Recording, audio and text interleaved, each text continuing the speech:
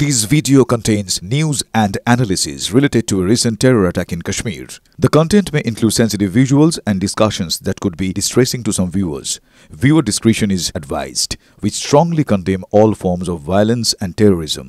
The purpose of the content is solely to inform and create awareness based on verified reports. Target hit করে শত্রুটিকে সেনার কাজ, মৃতদেহের bag গোনা সেনার কাজ নয়, মন্তব্য এয়ার মার্শাল এ.কে. ভারতীর। অপারেশন সিঁদুরে কতজন পাক সেনার মৃত্যু হয়েছে ভারতীয় সেনাবাহিনীকে প্রশ্ন করেন একজন সাংবাদিক। তখনই স্পষ্ট জবাব দেন এয়ার অপারেশনের DG air marshal A K. Bharti. পাকিস্তানের কতজন সেনার মৃত্যু হয়েছে সেটা ওরা গুনবে, আমাদের কাজ নির্দিষ্ট টার্গেটে হিট করে শত্রু নিকেশ। How many casualties? How many injuries? Well, to start with, our aim was not to inflict casualties, but in case there have been, it is for them to count. Our job is to hit the target, not to count the body bags. পাকিস্তানের বেয়াদবির জবাব দিতে উত্তর আরব সাগরে পুরোপুরি তৈরি ছিল ভারতীয় নৌসেনা। যুদ্ধজাহাজ, ডুবোজাহাজ এবং যুদ্ধবিমান মোতায়েন করা হয় আরব সাগরে। করাচিতে আঘাত হানতে যাবতীয় প্রস্তুতি নেওয়াই ছিল ভারতের নৌসেনার, স্পষ্ট জানিয়ে দিয়েছেন ভাইস অ্যাডমিরাল এ.এন. প্রমোদ। ভারতের ভয়ে এক মুহূর্তের জন্য বন্দর ছাড়তে পারেনি পাকিস্তান, জানিয়েছেন তিনি।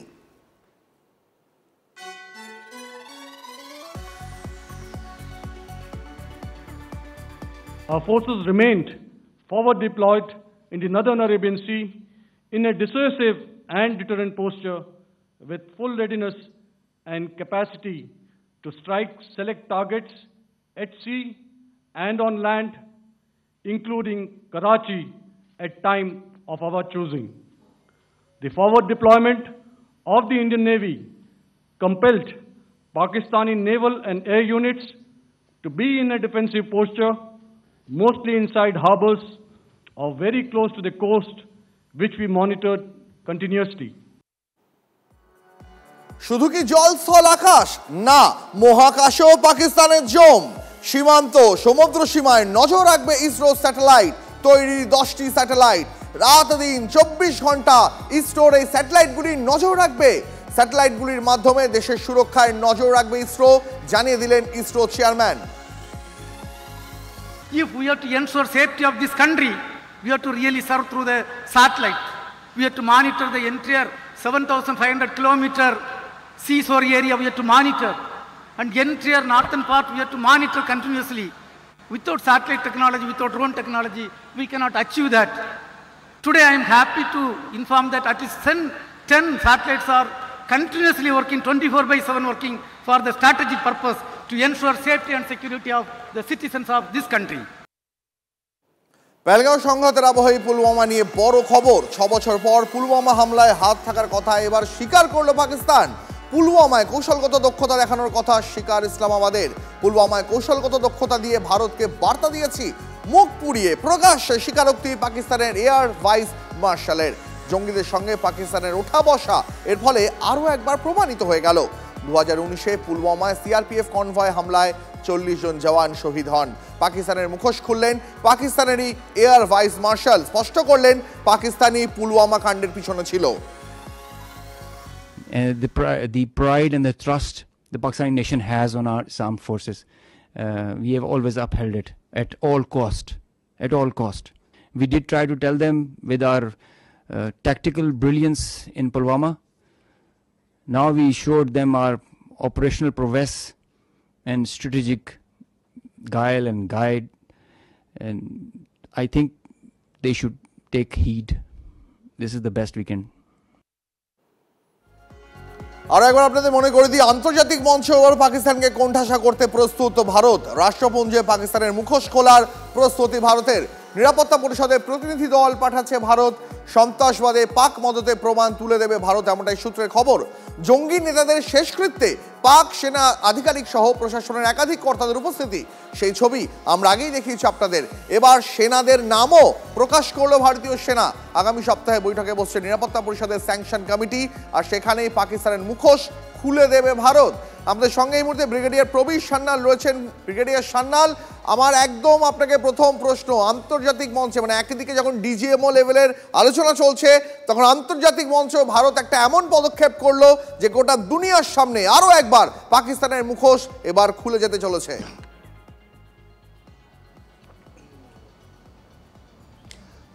ডিজিএমও লেভেল মিটিংটা একটু ডিলে হয়ে গেছে, হয়তো বিকেল 4-5টা বেজে যাবে।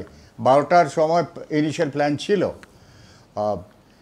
এর আগে ইউএন মিটিংয়ে যখন আমরা প্রপোজাল দিয়েছিলাম, ইউএনে যারা কিছু তথ্য অ্যাকসেপ্ট করেছিল সেটাকে ওরা ওয়াটার ডাউন করে, মানে আর একটু ঠান্ডা করে দেয়। যেমন কি পাকিস্তানের TCF একটা উগ্রপন্থী সংস্থা যারা আগে অ্যাকসেপ্ট করেছিল যে ওরাই পুলগাঁওয়ে অ্যাটাক করেছে, তারপরে ওরা পেছনে হাঁটলো, ওইটা পাকিস্তান নিজের ডিপ্লোম্যাটিক কৌশলে ওটাকে সরিয়ে দেয়। তারপরে পাকিস্তান এটা ব্যবহার করলো যে ইন্ডিয়ার যে পলিটিশিয়ানস এই স্টেটমেন্ট দিয়েছে, ওই রেকর্ডিংটা দেখিয়েছে। ওরা বললো যে পুলগাঁওয়ে যে ঝামেলাটা হয়েছে ওতে হয়তো ইন্ডিয়ান সিকিউরিটি ফোর্সেস ইনভলভ আছে। এই করে ওরা এই পাকিস্তানের বিরুদ্ধে যেই পয়েন্টসগুলো ছিল একটু নরম করে দিয়েছে। তার বিরুদ্ধে এখন ইন্ডিয়ান গভর্নমেন্ট ইউএন সেক্রেটারির কাছে যাচ্ছে তথ্য নিয়ে। এখন দেখা যাক এটা রিভাইজ হয় কি না। ব্রিগেডিয়ার সান্যাল, আমার সঙ্গে থাকুন, আমি আপনার কাছে আসবো। তবে এই মুহূর্তে আরো একটা বড় আপডেট জানিয়ে রাখি, পিওকে ফেরানো ছাড়া পাকিস্তানের সঙ্গে আর কোনো কথা হবে না। পাক অধিকৃত কাশ্মীর ভারতকে ফেরাতে হবে। যদি জঙ্গিদের হস্তান্তর করে তবে কথা বলা যেতে পারে। আমরা কারো মধ্যস্থতা চাই না, মার্কিন ভাইস প্রেসিডেন্ট জেডি ভান্সকে স্পষ্ট জানালেন প্রধানমন্ত্রী। আরও একবার জানিয়ে রাখি আপনাদের, এই মুহূর্তের একটা বড় খবর, পিওকে ফেরানো ছাড়া পাকিস্তানের সঙ্গে আর কোনো কথা হবে না। ব্রিগেডিয়ার সান্যাল রয়েছেন আমাদের সঙ্গে। ব্রিগেডিয়ার সান্যাল, ভারত স্পষ্ট করে দিল পাকিস্তানের সঙ্গে যদি কোনো আলোচনা করতে হয় তাহলে এবার হয় পিওকে ফেরাতে হবে, না হলে সেই জঙ্গিদের ফেরাতে হবে যারা বারবার ভারতের মাটিকে রক্তাক্ত করেছে ভারতীয়দের মেরে।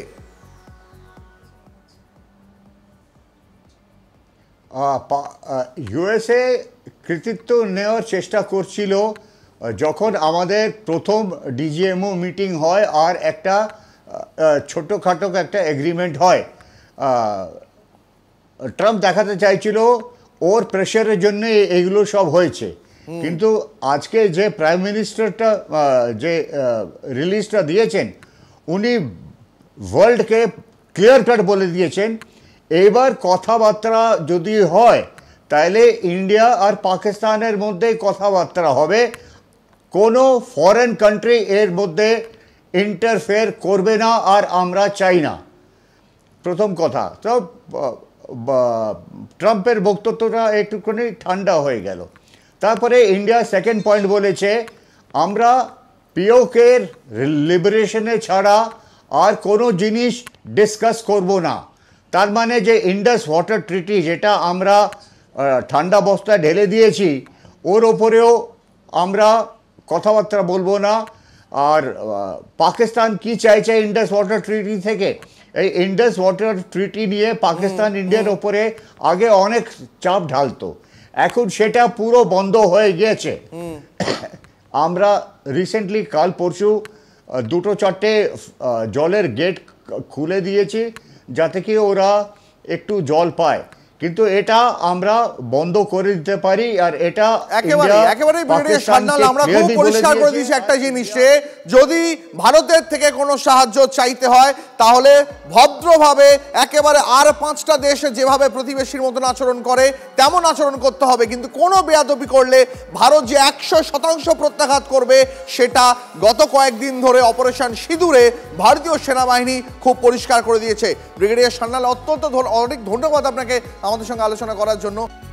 পাকিস্তানের হাতে বন্দী বিএসএফ জওয়ান পূর্ণম কুমার সাউয়ের পরিবারের সঙ্গে কথা মুখ্যমন্ত্রী মমতা বন্দ্যোপাধ্যায়ের। পূর্ণমকে ফেরাতে সব রকম সহায়তা করা হবে, তার জন্য যা করণীয় করবেন বিএসএফ জওয়ানের স্ত্রীকে ফোনে আশ্বাস মমতা বন্দ্যোপাধ্যায়ের। ম্যাডাম আপনাকে হাত জোড়ে আমাকে রিকোয়েস্ট করছি ম্যাডাম, আজকে 19 দিন হয়ে গেছে, কিছু ওনার মায়ের খুব শরীর ব্রেন স্ট্রোক হয়েছে, কাল দিন ওনাকে যদি কিছু হয়ে যায় আমরা কি করব বলুন। আমার শ্বশুরও ঠিক না, আমার শাশুড়ির ব্রেন স্ট্রোক আছে, দুবার হয়ে গেছে। ওদের যদি কোনো হসপিটালের প্রবলেম হয় আপনি আমাকে বলবেন, আমি করে দেবো।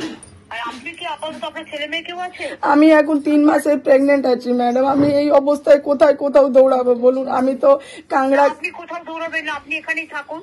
আপনি কাছাকাছি কোনো কাজ করতে পারেন জাস্ট ওখানে সামনে, যতক্ষণ পর্যন্ত এই ব্যাপারটা না মিটছে। কি কাজ করব বলুন ম্যাডাম? সংসারটা চালাতে পারেন। আমি আগে খোঁজ নিয়ে দেখছি। আমি দেখুন ম্যাডাম, আমি গ্র্যাজুয়েট, মানে পড়াশোনা জানি, কিন্তু আমার কাছে এখন চাকরি কি? আমার একটা বাচ্চা আছে, সে ক্লাস 3 এ পড়ে, আর আমার শ্বশুর আছে, শাশুড়ি আছে, দুজনই মানে পেশেন্টই বলুন। তো এখন আমি কোথায় কাজ করতে যাব বলুন? আমার 3 মাসের প্রেগনেন্সি, এই কন্ডিশনে কাজ করতে হলে আমি আপনাকে, এখন আপনার কাজ করার মতো পরিস্থিতিও নেই। হ্যাঁ আমি দেখে নিচ্ছি, আমি তো বিএসএফের সাথে কথা বলে নিচ্ছি। ম্যাডাম দেখুন, আপনি যদি আমার সাথে 10 মিনিটে দেখা করতেন না ম্যাডাম, আমি চলে আসবো। আপনি যে করার কোনো প্রয়োজন নেই, আপনার তো কাজটা, আমি সেই জন্য সব জেনে নিলাম। আচ্ছা ঠিক আছে ম্যাডাম, তাহলে ঠিক আছে। অলরেডি আমি ভেবেছিলাম ওরা নিশ্চয়ই করবে, কারণ ওদের আন্ডারে কাজ করে, কিন্তু আমি এটা ভাবতে পারিনি যে এতদিন পরে ওরা কেয়ার করবে না। আমি দেখি আমার অন্য সোর্স কাজে লাগাচ্ছি।